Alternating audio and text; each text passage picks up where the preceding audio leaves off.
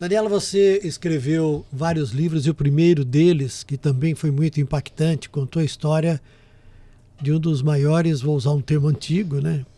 Hospício. Antigamente se chamava hospício, os centros. Como é que a gente chama hoje?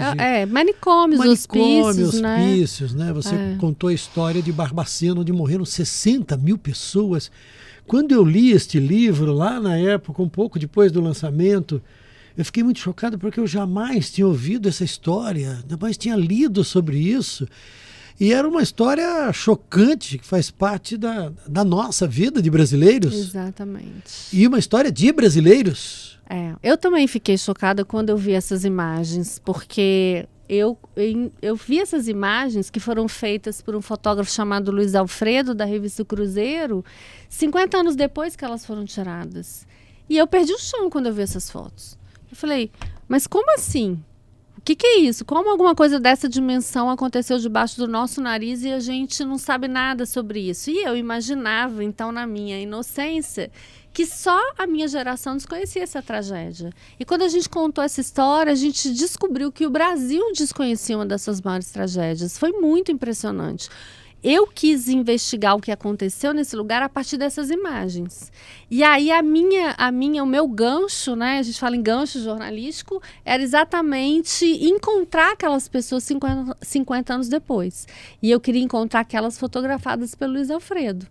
Então, eu fui. Primeiro, eu encontrei o Luiz Alfredo, fotógrafo, que ainda está vivo, que mora em Niterói, né? Que está hoje num processo até de adoecimento, né? Da saúde e tal, já é bem idoso.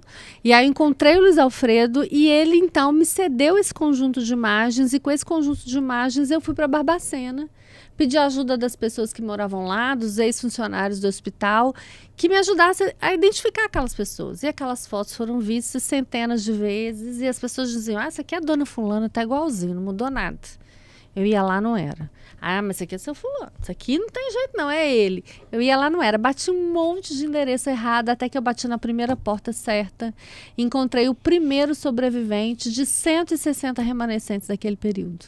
E aí eu fui descobrir que eles nunca tinham sido procurados, que eles nunca tinham sido ouvidos.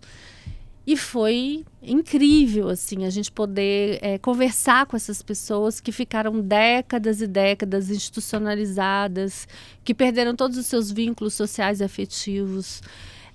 E eles queriam falar. Então, assim, não foi difícil que eles falassem, porque eles queriam existir.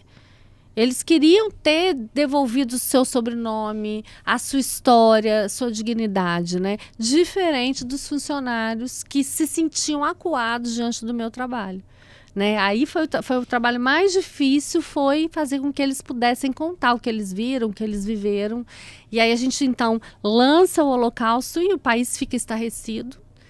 E depois com o documentário, que a gente depois, 2 anos depois, começa a gravar, eu acho que potencializa as denúncias do livro, né? Porque aí no documentário você escuta eles mesmos contando a história deles. Então, me lembro de um sobrevivente que me contou que foi o pai que colocou ele lá e tal. E ele, muito sequelado desses anos e décadas de institucionalização, perguntei para ele, Manuel, você sente falta do seu pai?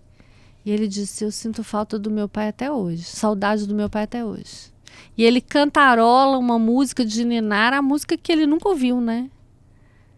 Então ele se consola ali naquela música. Aquele dia foi